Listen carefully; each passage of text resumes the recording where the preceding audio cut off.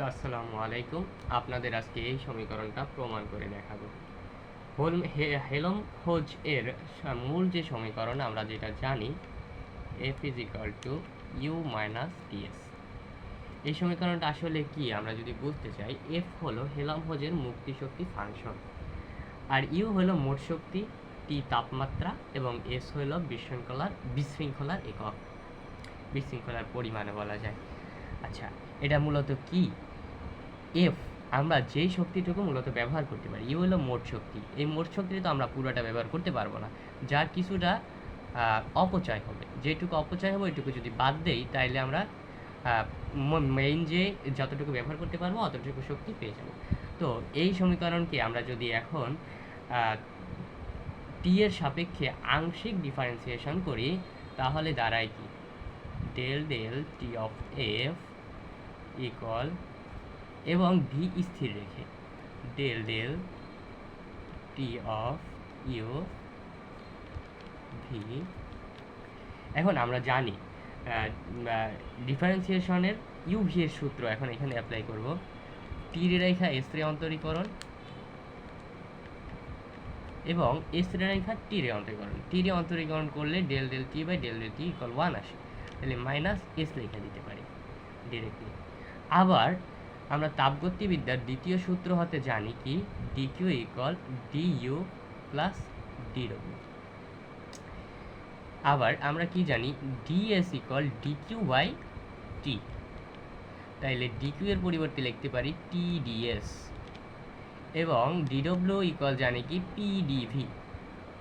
তাহলে যদি লেখা দেই তাহলে কি হয়, TDS equal DU plus PDV. এখানে কি ভি কনস্ট্যান্ট রেখে আমরা অন্তরীকরণটা করছি। তাহলে ভি যদি কনস্ট্যান্ট হয়, ভি এর পরিবর্তন কি হবে? ভি এর পরিবর্তন ডিভি ইকুয়াল কত? জিরো। তাহলে সমীকরণটা কি দাঁড়ায়? TDS equal DU.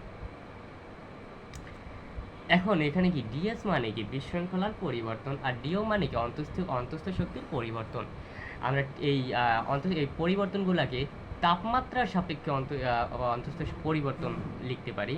যেমন এটাকে কিভাবে লিখতে পারি, del del T of S, আবার ভি স্থির রেখে equal del del T of U. দেখেন এই যে মানটা আর এই যে মানটা, এই দুইটা কিন্তু same.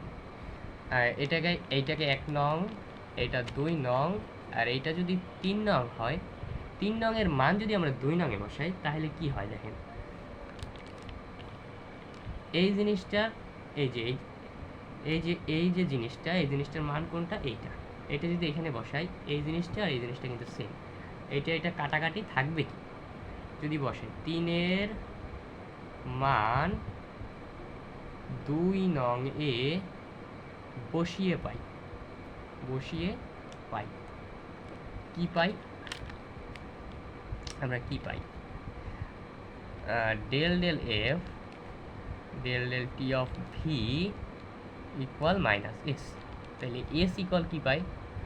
Minus del del F by del del T of V. এখন এইটাকে দিলাম 4 নং।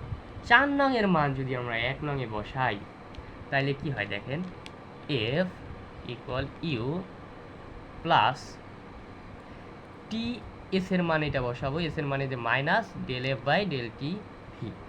এটা মাইনাস আর এই মাইনাস মানে প্লাস, তাহলে কি আসে, T into del del F by del del T V. তো এই যে সমীকরণ প্রমাণ চলে আসছে, U equal F minus T del del F by del del T V স্থির রেখে।